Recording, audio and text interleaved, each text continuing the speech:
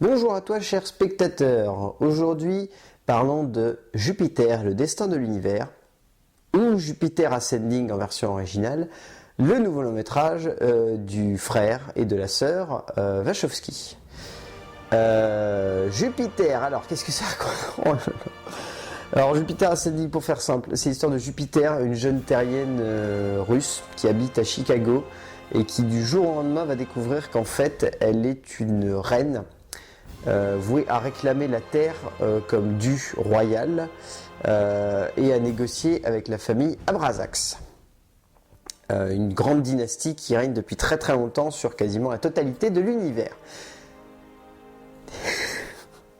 C'est surréaliste de résumer un film aussi simplement alors qu'il y a beaucoup de détails. Non. Donc Jupiter Ascending, c'est la nouvelle grande fresque de science-fiction des frères Wachowski, après la grande fresque de science-fiction que fut Cloud Atlas il y a maintenant 3 ans. Pour le coup, Cloud Atlas avait fait un énorme four en salle et c'était largement pas du tout mérité. Le film était exceptionnel, le film était vraiment grandiose et était assez impressionnant pour ce que c'était. Enfin, c'était vraiment impressionnant de mêler toutes ces histoires et de les faire se relier par le temps, l'espace, les personnages. Enfin, c'était vraiment rare de voir un film pareil. Et donc là, forcément, on les attendait au tournant avec Jupiter Ascending, qui se voulait comme une énorme grande fresque de science-fiction aussi, mais avec un univers, on va dire, plus vaste, plus complexe au niveau de la dramaturgie et au niveau des éléments d'écriture, et surtout original, contrairement à Cloud Atlas qui était adapté d'un roman. Donc, Jupiter, c'est un bon divertissement, mais c'est pas la grande fresque épique et mythologique qu'on aurait pu attendre de la part des Wachowski. Au niveau de l'écriture, les Wachowski ont toujours été deux auteurs très doués, deux auteurs vraiment très doués. Si on regarde Matrix, voilà. Si on regarde V pour Vendetta, voilà, on a sa réponse. Si on regarde Cloud Atlas, voilà. Enfin, c'est évident, ils ont toujours été très doués pour l'écriture. Ici, encore une fois, on a un vrai travail de fond, mais on n'a pas un travail de forme. C'est ça qui pose vraiment problème. La forme est beaucoup trop classique dans Jupiter. On a la sensation que ils avaient envie de construire quelque chose de grandiose, quelque chose d'unique, quelque chose de fascinant, mais qui sont tombés rapidement dans les écueils du cinéma classique de SF, pas très inspiré, où on va se dire « Ah, il manque un élément dramatique, je vais rajouter une histoire d'amour. Ah, là, c'est trop complexe, il faut qu'on réduise au minimum. » Et voilà, c'est ça, en fait, c'est ça l'énorme problème de Jupiter, c'est qu'il n'aurait pas dû faire 2h07, il aurait dû faire 3 heures. Il aurait dû faire 3 heures, développer tous les détails, rendre le truc encore plus grandiose, essayer d'en faire des caisses. Enfin voilà, ils auraient vraiment dû aller super loin. Mais ils auraient dû aller beaucoup plus loin, quoi. Là, on se retrouve avec des éléments de scénario qui sont à peine effleurés.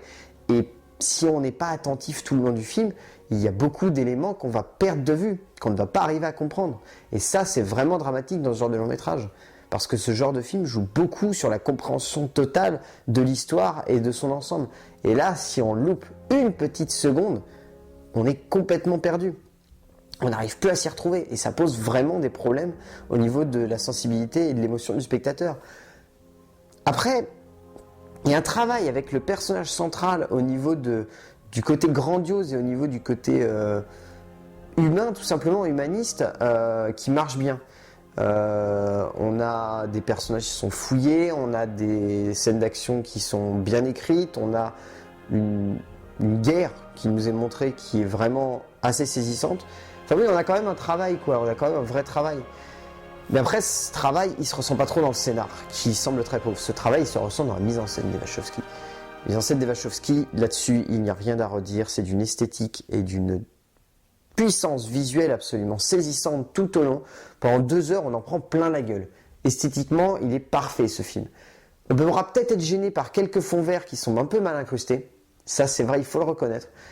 Mais dans l'ensemble, ça reste un putain de grand opéra spatial vraiment magnifique qu'on voit de moins en moins en fait, surtout ça. Peut-être qu'avec Star Wars à la fin de l'année, on reverra ça. Mais là, très clairement, les Wachowski, c'est les seuls à être encore capables de faire des space opéras aussi grandioses. Cloud Atlas marchait pour ça. C'était un space opéra métaphysique presque, on pourrait dire, pour Cloud Atlas. Là, très clairement, c'est un vrai space opéra. C'est un truc de fou. On a des vaisseaux qui sont d'une puissance esthétique rare et d'un design vraiment saisissant. On a des personnages qui sont vraiment, vraiment bien mis en scène. On a des scènes d'action qui sont tournées en plan séquence qui sont absolument magnifiques. Enfin ouais, ça marche vraiment super bien au niveau de la mise en scène. Les Wachowski, là, ont fait un travail extraordinaire.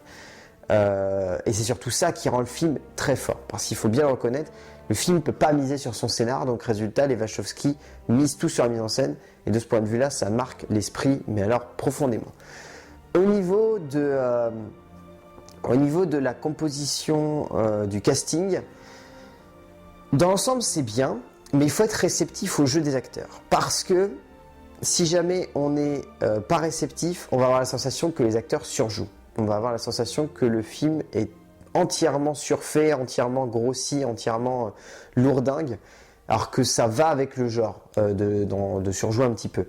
Et donc pour le coup, quasiment tout le casting est vraiment excellent. Channing Tatum, rien à dire. Channing Tatum, c'est l'acteur qu'il est, il est exceptionnel, il est très intéressant, il est vraiment bien fou. Son personnage, il le construit vraiment bien. Il le rend à la fois fascinant et à la fois intriguant. Et ça marche vraiment bien. Un petit peu moins bien dans les histoires d'amour, mais ça, c'est le même problème qu'avec le personnage de Mila Kunis. Mila Kunis, qui est excellente, elle aussi. Elle campe le personnage avec beaucoup de douceur, beaucoup de subtilité, beaucoup de finesse. Peut-être parfois un petit peu de lourdeur au niveau de l'humour, mais ça passe encore. Mais sinon, le reste du temps, elle est vraiment saisissante. Qui citait d'autres, Sean Bean, qui ne meurt pas. Autant le dire tout de suite, il ne meurt pas. Qui est vraiment bien. Voilà, il campe un personnage vraiment impressionnant.